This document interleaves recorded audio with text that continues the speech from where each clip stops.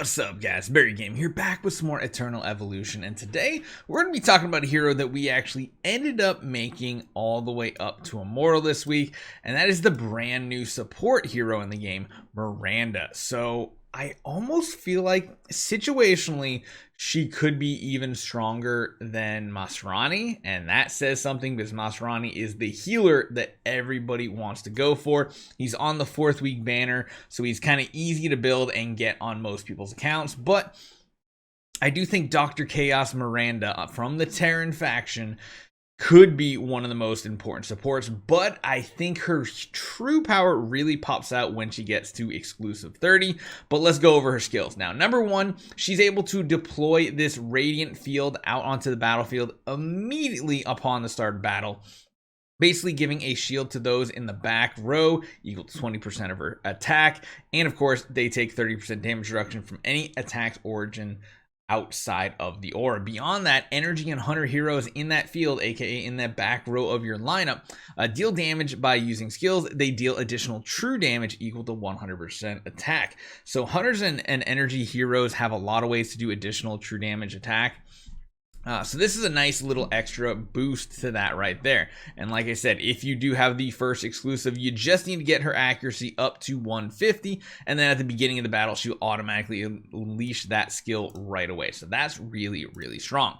Next up we have tissue repair. This is her main heal that she goes with. It's not an AoE heal, so if you need pure AoE healing, Masrani might be the better pick unless everybody's grouped up. If everybody's grouped up, her shield from her active ability is a ton of damage mitigation. So you can't discount that because they're giving a ton of stats here, but there is additionally a heal. Miranda applies regeneration on 2 teammates with the lowest HP, healing them by a percentage of her max HP. And of course, there's a 40% chance affected by her accuracy. You're going to want to build her for accuracy in the first place to generate an extra 50% more HP. So that's a really good smart heal going to the targets that need it the most. Next up is Compound of Life. Now this is probably one of the most important parts of this because at the beginning of battle she's going to inject one ally hero with a compound that increases their attack by 16%. It does climb up to 20%, prioritizing heroes with the highest attack. So your Nord essentially is going to get additional 20% attack. If the injected hero dies, they will instead enter a suspended death state. This is overpowered AF, where they regain all of their HP, become invincible, and gain 600 energy, almost all the way to another active ultimate ability, and dying immediately after 3 seconds. So it's kind of a cool thing where they have like a chance to get one more big active off before they like just kind of go kaput. So it's very interesting because what you can also get off of this is right here. If you get to EX30, which we're going to get there eventually, when Miranda's accuracy is over 150, which you should have anyway, an extra teammate with the highest attack will be selected for the compound injection. So it's a nice little last ditch effort to deal a little bit of extra damage, a little bit of a cheat death. It's not like a permanent one, of course, but it is something that lets her get get the team more damage. And then on top of that, her gamma ray is her only really offensive skill, but it has some really good utility attached to it. Miranda commands her companion Artemis 550, I guess that's him right there, to deal 20% of Miranda's max HP as damage to the nearest enemy. I mean, that's like fine and all. It's not like a big deal like whatsoever. The damage isn't really necessary, but there's a talent and there's an exclusive buff to this. So number 1 has a 4% base chance affected by her accuracy once again to reduce the target's damage by 30%. This can help a ton on bosses. The big one that I'm thinking about is Crimson Abyss and everything. Lower the damage your team's receiving. Everybody's clumped up. They're going to have the Radiant Field on them. And then there's some healing going out as well.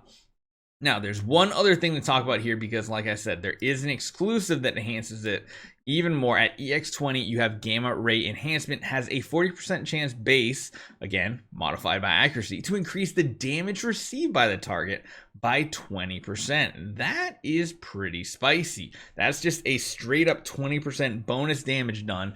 Now, this I can see being the most reliable on boss fights because, of course, it's just going to be the nearest enemy. So if there's only one enemy, that means you're lowering the damage they're taking. or lowering the damage they deal and increasing the damage they take from your team. The only other thing here is the tissue repair enhancement. This is actually pretty good too at EX10. The number of targets is increased by 1. So it does give a little bit more flexibility. I think that means it does give it up to 3 now, I believe. Let's just double check to make sure that is correct. So where is she in this list? There she is, Miranda. Yes, 2 teammates by default. The exclusive will give it a 3rd. I believe that's how that works. So let me show you guys in combat what this means. So I'm going to show you right here just in campaign. We're going to slow it down real quick. And we're going to turn things off. So one thing that's really annoying, even if you take her off of auto, the first one is automatically cast on the back row. So you'll notice the bubble going up right here. They are going to be expanding the range, because I think one of the big issues is you see how like the bubble's just barely missing a couple targets here. I think what this means is in the beginning, it's going to hit all 4 of the back targets by expanding 1 additional meter. If you count this out, 1, 2, 3, another 4th one probably gets over here. But you'll notice this little icon. Watch right here on the screen. This icon right here on Nord. You'll see he's got that little injection thing. That means the first time he does die, he's going to kind of have that revive come up, but then he immediately dies 3 seconds later. What you can do though with this shield is you can target, and it's really nice to like position it good. It gives a ton of shielding as well. However, the range to actually cast it is very low. So if you have like heroes in the enemy side of the camp, it's very hard to target them over there. But if you're very close, you can keep everybody shielded up. They deal additional damage, and there's just so many good things of this. So you'll see here, I want to see if it'll trigger. So we might actually somehow get a victory out of this, which we don't normally. But you guys can see we're running a heavy support. You'll notice this will be a lot easier to hit everybody with in the future as well. Good lord. Here we go. He might actually die. Hold on. Is he going to die? Is he going to die? Maybe. So you can see right here, it still gets very difficult to make sure he's targeted. But you'll see he died there because he procced it. He had that 3 seconds of extra life, and then he does go down. So I'll show you guys a very easy way to see it. I'm just going to stick him in the front row here. You know what? Let's go with a full support team here. Full healer mode. Let's go. It's not going to really do much, but you'll see exactly how fast he does die here. And right there, you see it went to immune. So now he basically gets 1 more active off, but after 3 seconds, he just dies. I mean, it would be really overpowered if for some reason it just let him have a second life, but it doesn't.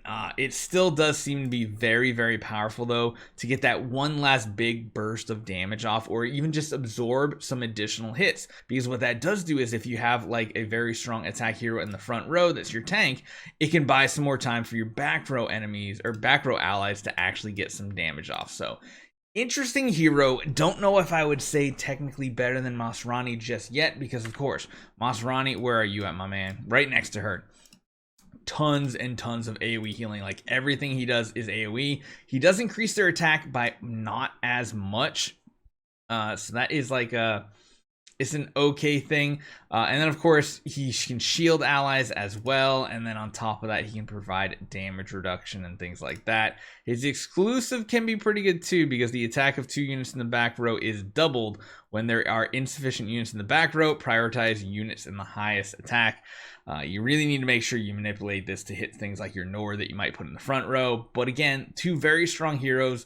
Masrani guaranteed to get. Miranda not so much, but I'm really liking her so far. So let me know what you guys think. Hopefully you guys enjoy this one. I'll see you guys next time.